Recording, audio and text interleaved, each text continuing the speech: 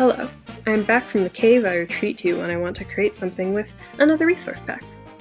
This took me a hot minute to complete, so I hope you enjoy what I have to show you. This is the Mob Variety Pack, made by yours truly, Seer of Pyre, with some modeling and texturing help from my good friend Relio. With this pack, 25 different mobs get some unique, randomized textures. These range from more vanilla variations to more colorful and creative styles. Also, shout out to the multiple Discord groups I pestered for ideas on what to add to the pack. Now, for this pack to run properly, you should be on version 1.17 while using Optifine. None of the textures will work without Optifine version 1.17, and will in fact probably look broken if you don't use it.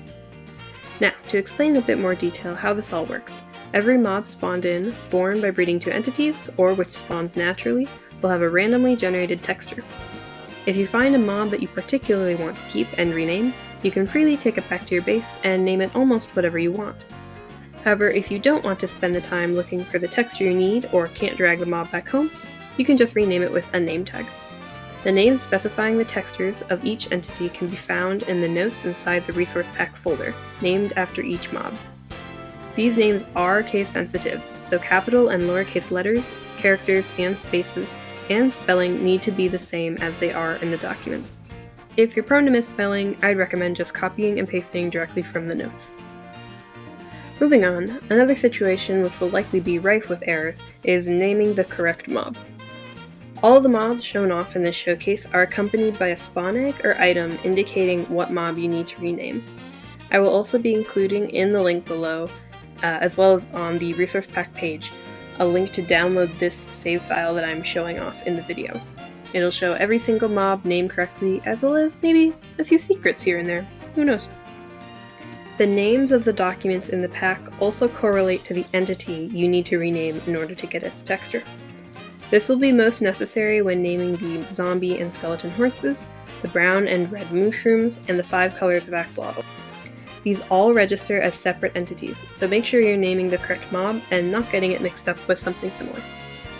Also, as a fun little side note, it turns out changing the skeleton, zombie, and wither skeleton textures also changes up their heads, so that's cool. This is just a sample of some of my personal favorites across the 132 new entity textures. The 5 colors of axolotl all have their own shiny texture, making the ever-cute creatures even more eye-catching. There's a cow variant for every flower for all the moo bloom enjoyers. Every undead mob has an overgrown and flowered variant, which would fit right in an overgrown graveyard. And every village type has a personalized iron golem to match, along with many more textures. If this pack looks interesting to you, click the link in the description to go to planetminecraft.com and download it for yourself. Also, you can check out the 2 other packs I've made if you like this kind of stuff.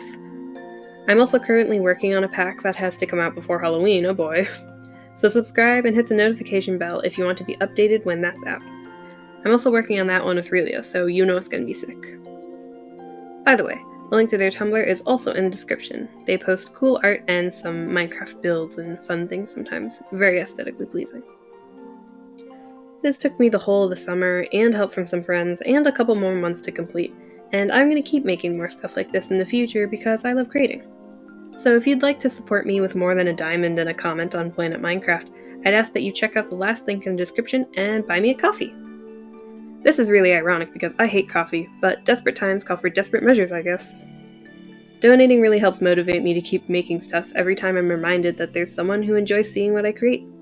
You'd also be able to see updates on things I might be working on, and for this pack specifically, I may be prompted to update it with suggestions from you guys should a yet-to-be-set goal be reached. But regardless of if you can donate or not, I love seeing your comments and hearing what you all think of this stuff. So leave a comment here or on Planet Minecraft, and I'll almost certainly respond to each one. Also, if you encounter any bugs, let me know of those as well, so I can help as much as I can. Thank you so much for watching, download the pack at the link below, and I'll see you soon in a spookier setting. Pyre out.